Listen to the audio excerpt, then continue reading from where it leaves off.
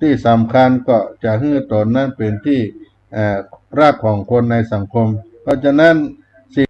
งทั้งหลายเหล่านี้เกิดความได้ก็เป็นเรื่องความกตัญญูก็ดีมีความจริงใจความซื่อสัตย์อยู่ร่วมกันสังคมก็อยู่เป็นสุขอยู่ในสังคมด้วยความร่มเย็นเป็นสุขนี่เป็นสิ่งที่เราได้อยู่ร่วมกันอย่างสันติสุขอย่างมีความสุขเพราะฉะนั้นวันนี้นำเอาสาระแห่งกตัญญู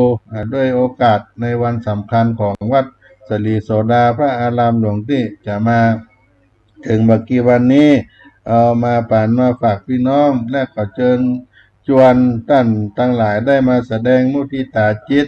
ต่อพระเดชพระคุณพระธรรมวชิรโกศลหลวงพ่อเจ้าอาวาสวัดสลีโสดาพระอารามหลวง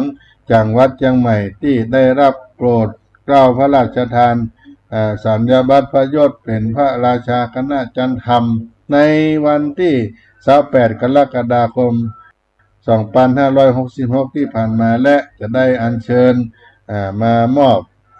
พิธีเชิญสัญญาบัตรพระยศมาถวายในวันที่ 22 กันยายน 2566 เวลา 10 นาฬิกาณพระอุโบสถวัดสลีโสดาพระอารามหลวงท่านใดจะสอบถามอาตมาภาพ 0611785839 ติดต่อประสานงานได้เน้อท่านพระครูปัญญาสังฆการวันนี้สาระธรรมได้นำเอามาปั่นมาฝากพี่น้องท่านทั้งหลายก็ได้ถึงท้ายรายการของวัดสลีโสดาพระอารามหลวงก็ขอฝากบุญไว้ในวันที่22 กันยายน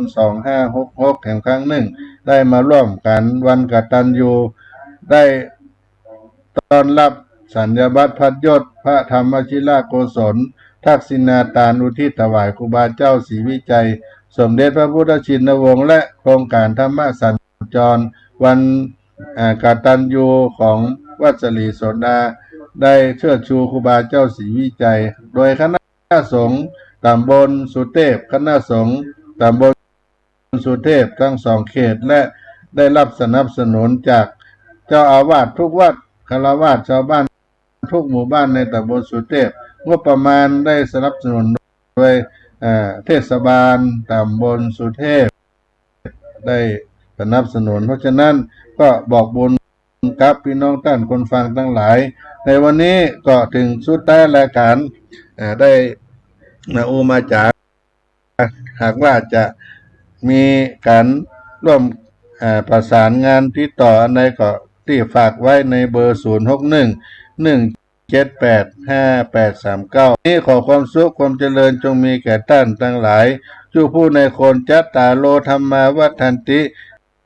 อายุวันโนสุขังปะลัง